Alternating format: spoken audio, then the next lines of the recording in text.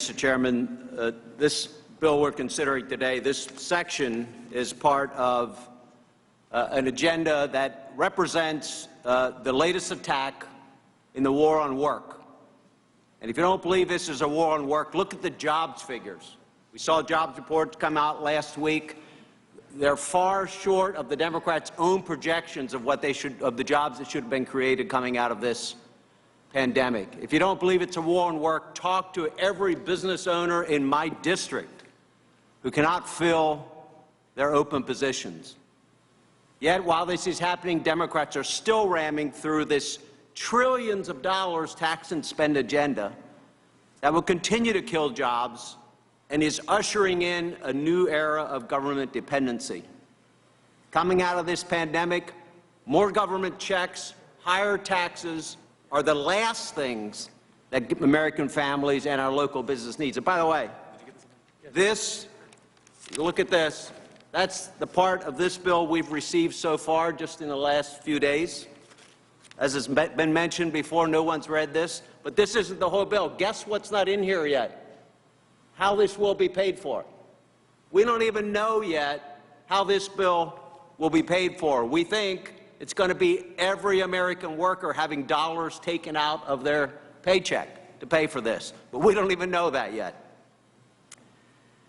This is what we're seeing created today is a brand new entitlement program that will make these problems worse for small businesses.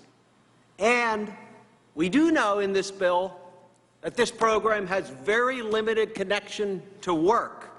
In fact, one does not have to be working to receive the benefits of this program. I'll say that again.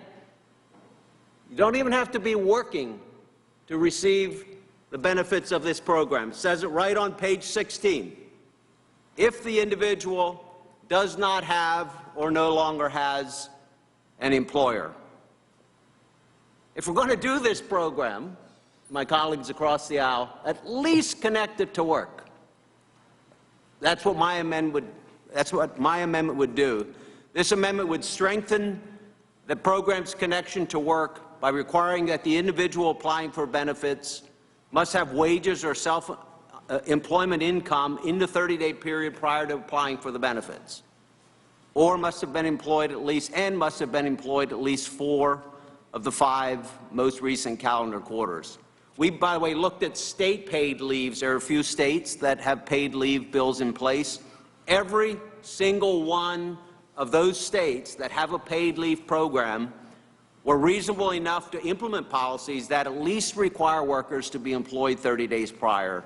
That includes California, it includes Massachusetts and New York. Mr. Chairman, I do have a CRS report for the record that I'd like to submit for the record. So ordered. This report includes a comparison of those states, of all selected state leave program characteristics, and includes the earning requirements in each of those states.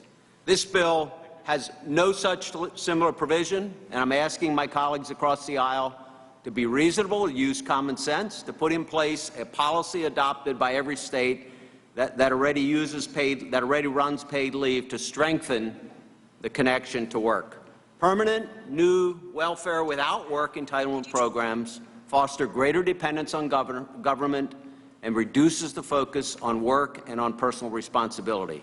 My concern is that this program will ultimately be just another cash benefits program completely disconnected from the worker. I urge my colleagues to vote for this common sense amendment. With that, I yield back.